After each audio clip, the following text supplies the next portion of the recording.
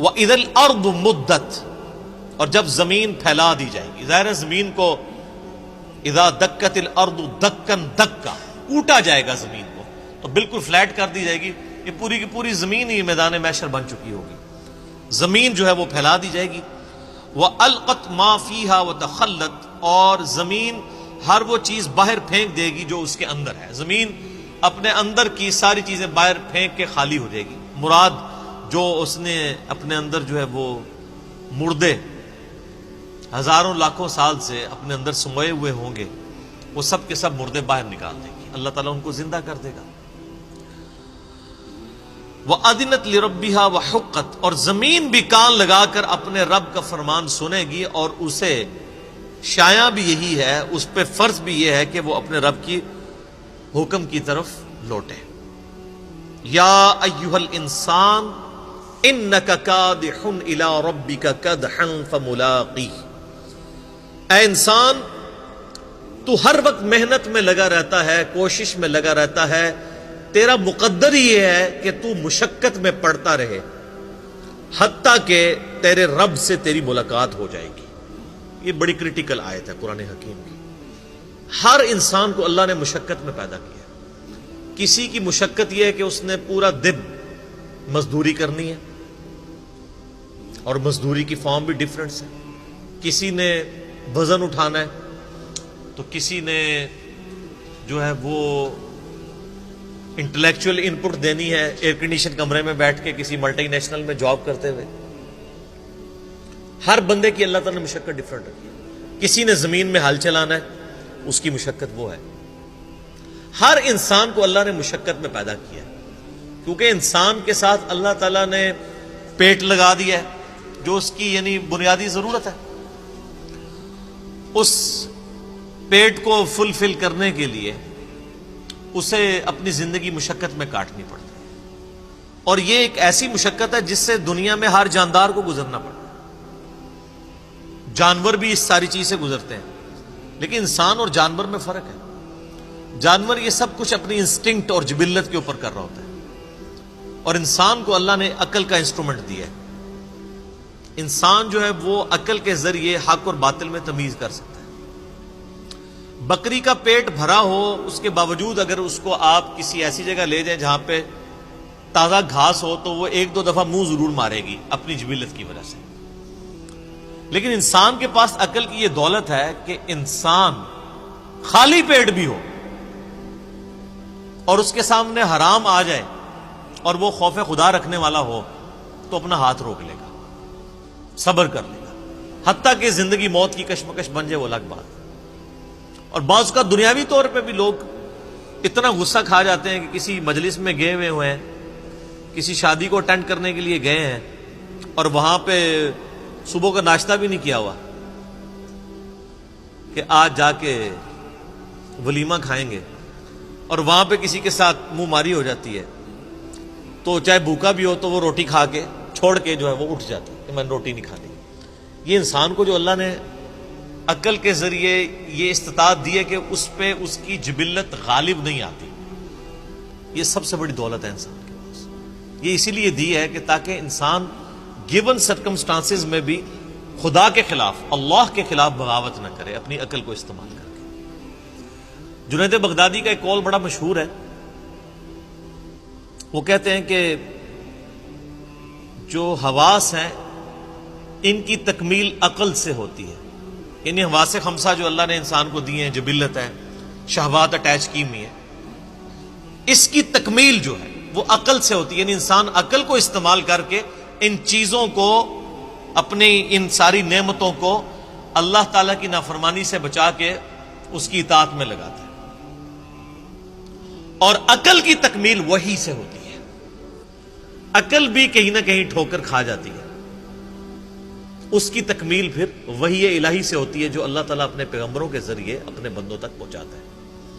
اسی لیے ہم کہتے ہیں جب وحی کا حکم آ جائے پھر ہم عقل کو سائڈ پہ کر دیتے ہیں، پھر ہم وحی کی پیروی کرتے ہیں. سیدنا علی بن ابی طالب کا قول بڑا مشہور ہے، سنن ابی داؤد کے اندر موجود ہے اور کتابوں کے اندر صحیح سند کے ساتھ. وہ کہتے ہیں کہ اگر دین کو میں صرف عقل کی بنیاد پہ فالو کر رہا ہوتا تو موزوں پر جو مسا ہے یہ تلوے کی طرف ہونا چاہیے تھا، کیونکہ عموماً تلوے گندے ہوتے ہیں، مٹی تو نیچے زیادہ لگتی ہے نا چلتے ہوئے، لیکن وہ کہتے ہیں سنت یہ ہے کہ آپ نے موزوں کے اوپر مسا جو ہے وہ اوپر والی سائڈ کے اوپر کرنا ہے، تو ہم پھر شریعت کو فالو کرتے ہیں۔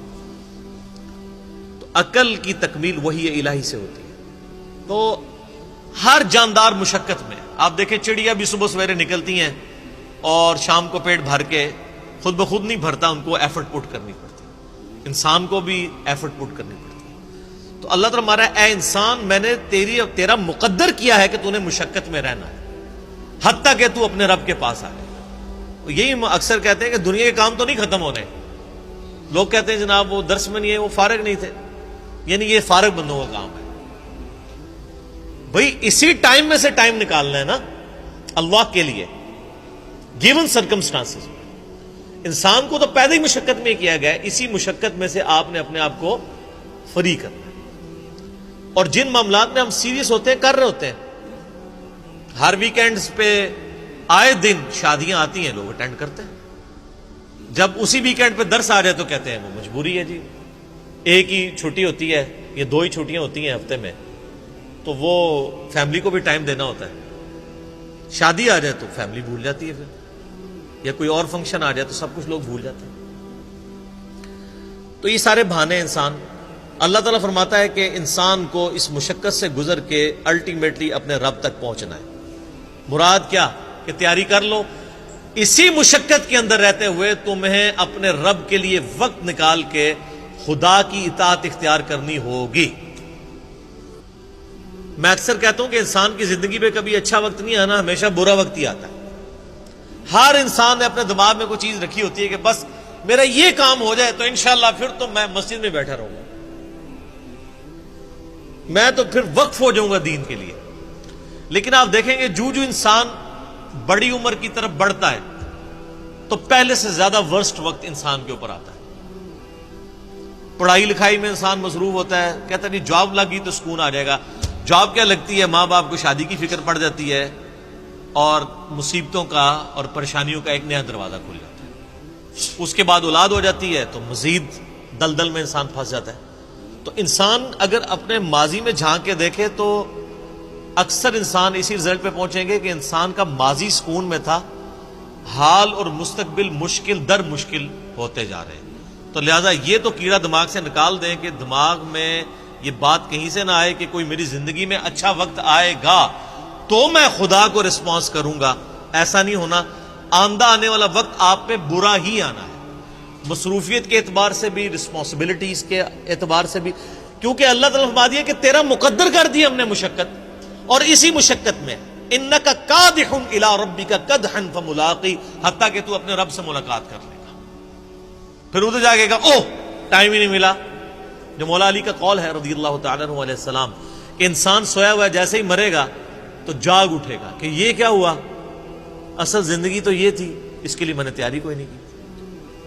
وَلِعَوْذُ بِاللَّهِ تَعَالَى اللَّهُمَّ مَنْ أَحْيَيْتَهُ مِنَّا فَأَحْيِهِ عَلَى الْإِسْلَامِ وَمَنْ تَوَفَّيْتَهُ مِنَّا فَتَوَفَّهُ عَلَى الْإِيمَانِ۔